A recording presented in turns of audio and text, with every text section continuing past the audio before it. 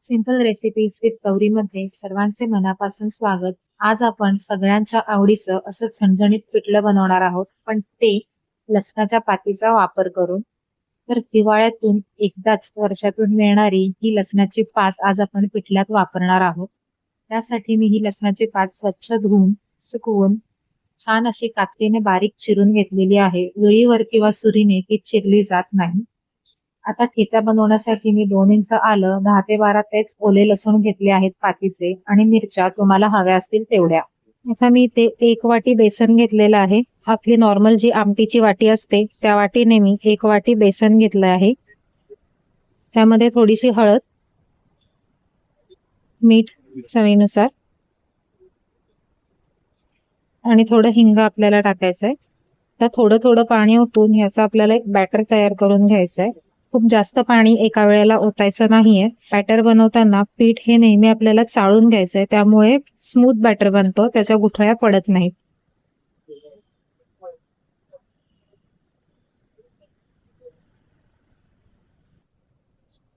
ह्याच्यात आणखीन थोडं पाणी मी ओतणार आहे. जसं लागेल तसं पाणी ऍड करायचंय. एकाच वेळेला खूप जास्त पाणी आपल्याला ऍड करायचं नाहीये.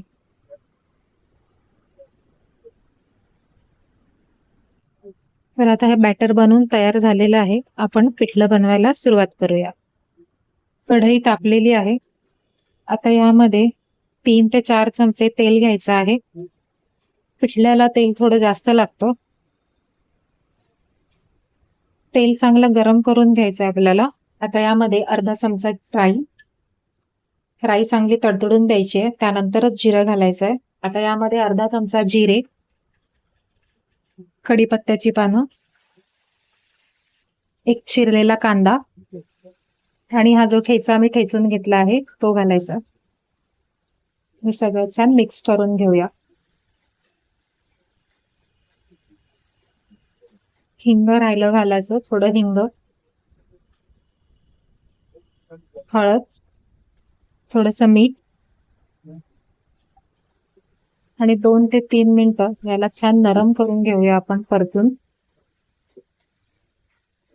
आता आपण पिठलं शिजल्यावरती वरतून लसणाची पात घालणार आहोत.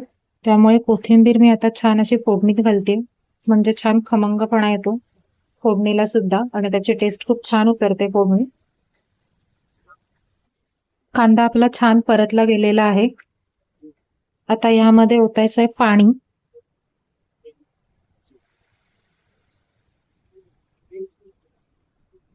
आता तुम्हाला पिठलं जसं पातळ हवे असेल, जितकं जाड हवे असेल त्याप्रमाणे तुम्हाला पाण्याचा वापर करायचा आहे. डायरेक्ट जर पिठलं आपण तयार केलेलं बॅटर यामध्ये ओतलं ना, तर ते कांद्याला चिटकून त्याच्या गुठळ्या अशा तयार होतात. त्यामुळे आधी जर पाणी असं फोडणीत ओतलं, कांद्यामध्ये ओतलं, तर इझिली ते बॅटर मिक्स होतं याच्यामध्ये. आता याला एक उकळी आपण सुरुवात करूया घ्यायला, आणि मग उकळी यायला सुरुवात झाली की आपल्याला हळूहळू एका हाताने बॅटर ओतायचं आहे आणि एका हाताने कंटिन्यू हलवत राहायचंय. उकळी यायला सुरुवात झालेली आहे. आता एका हाताने बॅटरचं भांड पकडायचंय आणि दुसऱ्या हाताने आपल्याला विस्करच्या साहाय्याने सतत हलवत राहायचं आहे. गॅस कमी करून घ्यायचा आहे, म्हणजे याच्या गुठळ्या पटापट होणार नाही. तर बघा, अशा पद्धतीने सतत आपल्याला असं हलवत राहायचं आहे, म्हणजे याच्या गुठळ्या होत नाहीत.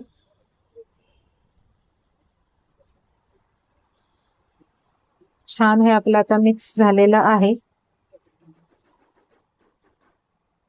आता यावर आपण झाकण ठेवूया आणि 3 ते 4 मिनिटासाठी याला व्यवस्थित शिजून देऊया.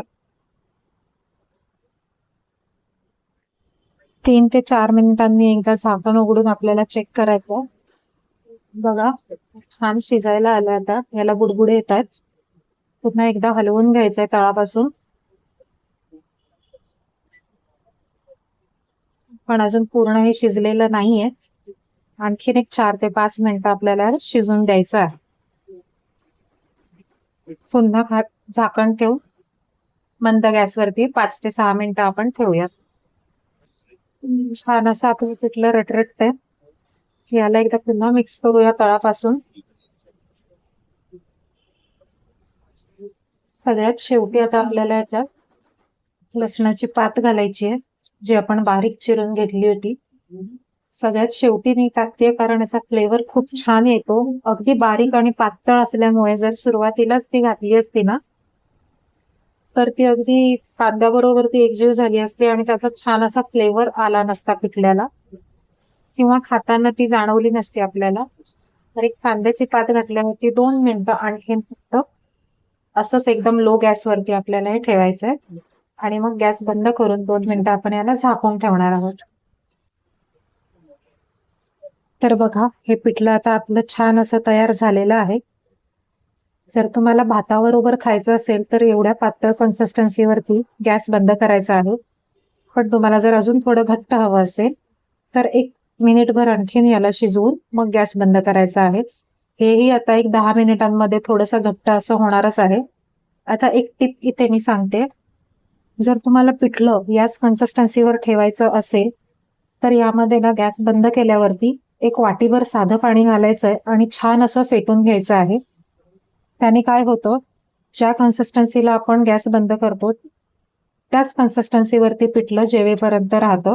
नाहीतर काय होतं आपलं पिठलं जेव्हा आपण गॅस बंद करतो त्यानंतर खूप घट्ट घट्ट होत जातं. आता तुम्ही हा गॅस बंद करायचा इथे आणि थोडंसं साधं पाणी आपण याच्यात ओततोय आणि एकसारखं पूर्ण हलवून घ्यायचंय. आता असं केल्याने हे जे पिठलं तुम्हाला आता दिसतंय जेवढं पातळ दिसतंय ना जेव्हा तुम्ही जेवायला बसाल तेव्हा सुद्धा हे असंच पातळ असेल. ही एक टिप सुद्धा तुम्ही वापरून बघू शकता जर तुमचं पिठलं खूप घट्ट घट्ट होत जात असेल आणि तुम्हाला जर घट्ट होऊन द्यायचं नसेल तर गॅस बंद केल्यानंतर एक छोटी वाटी पाणी आपल्याला यामध्ये घालायचंय आणि झाकून ठेवून द्यायचं आहे. आपलं पिठलं रेडी झालेलं आहे. आपण याला आता सर्व करून घेऊया.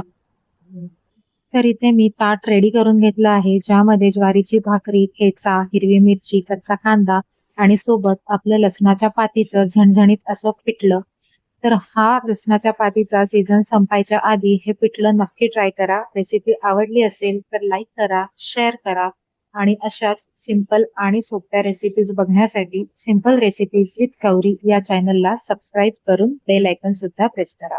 नमस्कार.